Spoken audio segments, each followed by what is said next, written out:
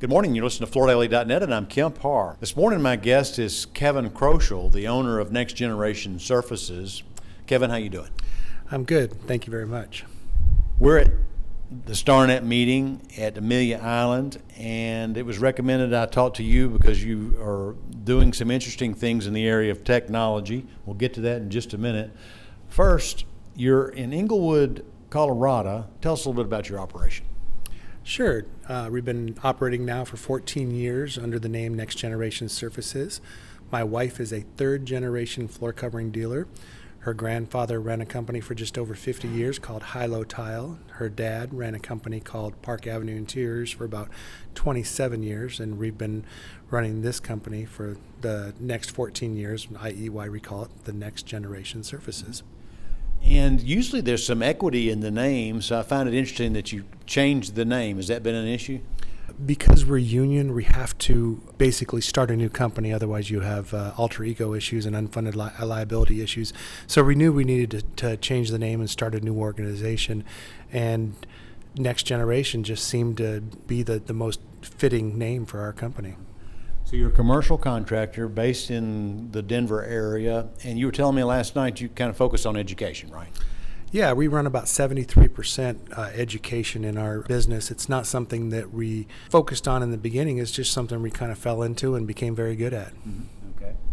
So you've carved out your niche. Tell us a little bit about this whole technology topic and some of the things you're doing to put technology to work to make you more efficient. So we were losing money based on small mistakes like formula missing in a spreadsheet, or we were having different exclusions and inclusions, and we just weren't as consistent as we wanted to be. So after a number of mishaps and not liking the way that we were being presented, at least from a proposal standpoint, we decided to switch out our ERP and do away with everything. We scrapped every piece of technology we had except basically cell phones, and we started over fresh. We started over with a new ERP, new takeoff system, new everything. We even refabbed our website, just trying to get back on top and trying to be there and trying to be more consistent with our brand and more consistent with our proposals. Can you tell me some of the companies you're working with? Sure. So our ERP system is Pacific Solutions Job Runner. We use Measure Square with that, and we chose Measure Square because of how well they work together with Pacific Solutions. We also use Spec Intel. That's how we do our submittals and our proposals, and we're trying to get that to integrate with Measure Square, but we're just not quite there yet. We're still kind of in our infancy of doing this. This has only been going on for about 18 months for us. We're also interested in Floor Cloud. We have some of their testing tools, and we've been looking at ClearStory as well.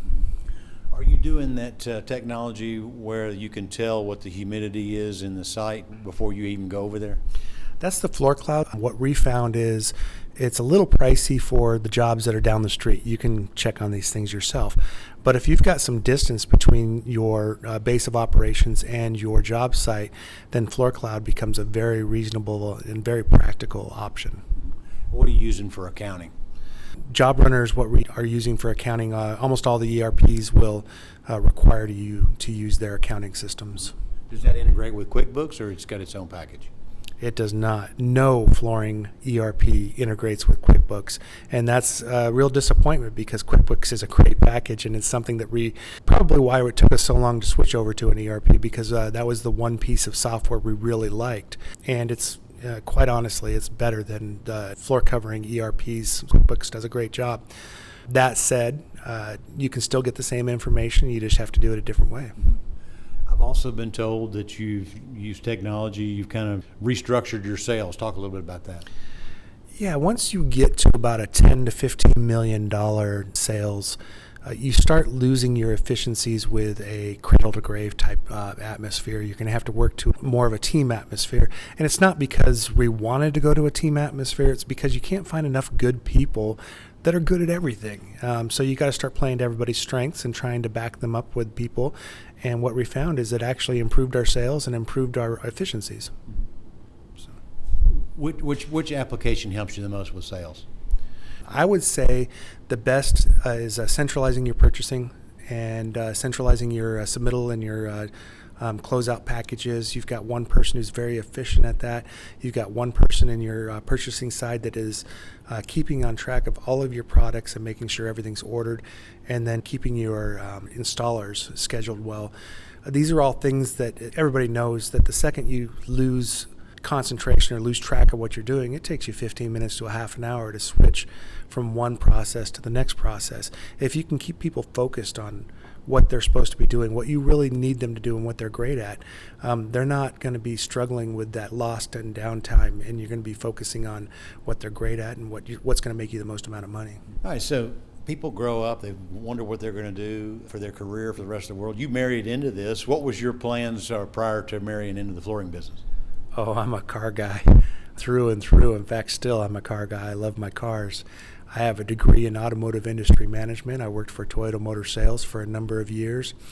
And then I started having kids. And I didn't like traveling 16, 20 nights a month and seeing my wife send me emails of what my kids are doing. And so my father-in-law kept talking to me and trying to get me to deal with the idea of change. And one day he just finally said, send me your paycheck and I'm going to match it. And you need to get your family and your body back to Denver so we can get this thing started.